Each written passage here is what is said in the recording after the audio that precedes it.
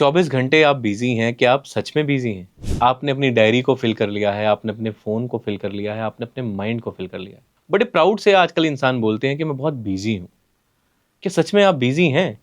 या बिज़ी होने के लिए आप दिखावा कर रहे हैं? क्योंकि दुनिया समझती है कि जो इंसान थोड़ा फ्री है, तो लेज़ी है या वो सक्सेसफुल नहीं है।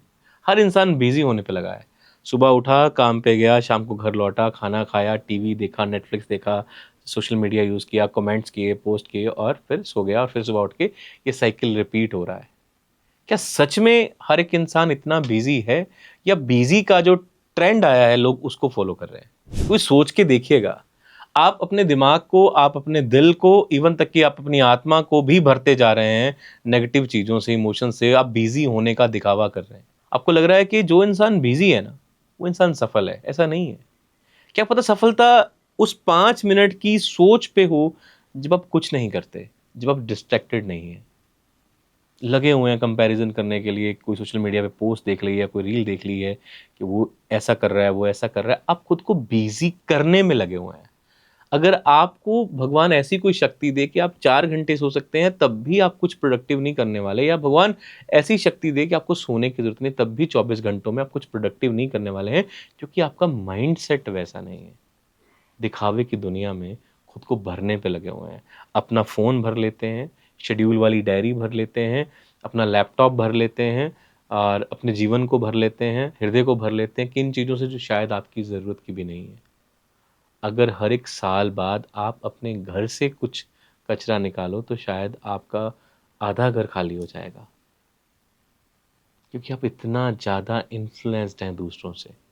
हर इंसान जो बिज़ी होता है ना, वो कामयाब नहीं होता, ये याद रखिएगा। क्योंकि खामोश जब आप थोड़े शांति में बैठते हैं, अकेले बैठते हैं, तो आप अपनी ट्रू सेल्फ से मिलते हैं और जब आप ट्रू सेल्फ से मिलते हैं ना, आपके दबे हुए इमोशन सामने आते हैं। अब खाली बैठ के भी आप कंपैरिज़न करते हैं। इंटरनेट पे देखते हैं कि मेरे फला दोस्त ने गाड़ी ले ली है, फला दोस्त ने घर बना लिया, वो फॉरेन में ट्रिप करने के लिए गया। वो कंपैरिज़न चलता है और वही कंपैरिज़न आपको पीड़ा में रखता है, कष्ट में रखता है। हर रोज कोई मेडिटेशन मत कीजिए, मंदिर मत जाइए। मैं बोल रहा हूँ मंदिर मत जाइए, मेडिटेशन मत कीजिए, पर एटलीस्ट 10 मिनट के लिए अपने साथ बिना किसी डिस्ट्रैक्शन के बैठिए कि क्या मैं ये वो ज़िंदगी जी रहा हूँ जो मुझे जीनी चाहिए या जो सही है जीनी मेरे लिए। हर इंसान चाहता है कि मैं अमीर हो जाऊँ, मेरे पास बड़ा घर हो, बड़ी चीज़ें हो, मेरा नाम हो, मेरा फ़ेम हो, पर क्या वो उसके लिए एक्शन लेता है? और वो सारी चीज़ें होनी ज़रूरी ही क्यों है? रैट रेस के चक्कर में अभी 4-5 साल के बाद अभी जो एआई है अपनी 3rd स्टेज में है। 5 सर्कल तक जाएगा, अपने 5th सर्कल तक जाएगा और अभी जो 2027-28 का पीरियड आने वाला है, वो रेड ब्लड का आने वाला है। मतलब बहुत सारी नौकरियाँ चली जाएँगी, आईटी इंडस्ट्री पूरी तरह से क्रैश हो सकती है, बहुत सारी चीज़ें खुद ब खुद होंगी। तो उनके लिए क्या हम तैयार हैं? शायद नहीं है। हम उधर सोच ही नहीं रहे हैं। क्यों?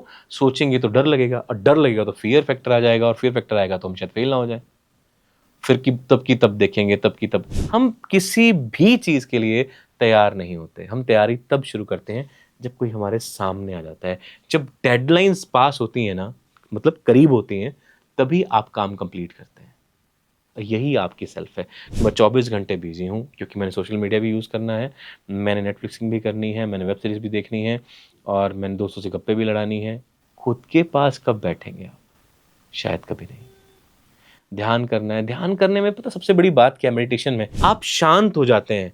आपके मन का शोर, आपकी आत्मा का शोर, आपके विचारों का शोर शांत हो जाता है। आप खुद की आत्मा की बात सुन पाते हैं कि शायद उस वक़्त जब मैंने अपने फ़ादर से, अपनी मदर से ये बोला था तो मैं गलत था। मैंने अपने दोस्त के साथ ये सही नहीं किया। मैंने अपने उस रिश्ते के साथ ये सही नहीं किया। शायद मैंने अपने आप को सज़ा दी है। किसी भी जॉब को कर रहे हैं, बस पैसा आना चाहिए भाई, पैसे आने से मतलब है, कैसे भी आए। नहीं है ऐसा।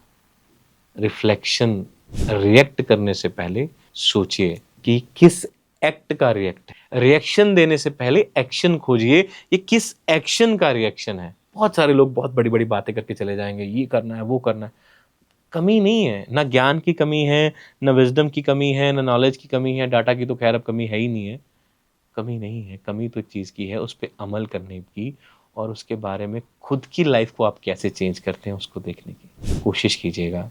10 मिनट रोज़ खुद के साथ बैठें और देखें कि आपकी जो शेड्यूल डायरी है वो उसमें आपने कितना काम ऐसा लिखा है जो शायद वैल्यू नहीं रखता। आपके कितने फ़ोन में कितने नंबर ऐसे हैं जो शायद आपके कॉल करने पे नहीं आएँगे। सोशल मीडिया में अगर हो सकता है आपके 5,000 10,000 फ्रेंड्स हों, बुलाने पे शायद 2 ना आएँ। आपके ऑफ़िस में काम करने वाले आपकी ज़रूरत के समय में खड़े होते हैं या नहीं? कहाँ टाइम इन्वेस्ट कर रहे हैं आप? उससे बड़ी बात है, कहाँ भावनाएँ इन्वेस्ट कर रहे हैं आप? There is always exchange, that is time, that is energy, that is money, always exchange. एक चलता रहता है क्रम, मतलब 2 पाटन के बीच में साबुत बह ना कोय, चलती चाकी देख के दिया कबीरा रोए, 2 पाटन के बीच में साबुत। ये 2 पार्ट आज भी लागू होते हैं, दिखावे का और खोखलेपन का। उसमें आप पिस रहे हैं, दिखावा करना है, अंदर से खाली होते जा रहे हैं और बाहर भरते जा रहे हैं। बहुत सारे सोने के आभूषण तो खुद पे लाद लिए हैं, अंदर का सुकून खो दिया है। बहुत सारी प्रॉपर्टीज़ तो बना ली हैं, उन प्रॉपर्टीज़ का सुख हो गया है। बहुत सारे नौकर-चाकर तो रख लिए हैं, बड़ी अच्छी गाड़ी रख ली है, पर अब उस गाड़ी को चलाते हुए खुशी महसूस नहीं होती। ट्रू सेल्फ पे काम करना है। अंदर क्या है? खोखलापन तो नहीं है कहीं?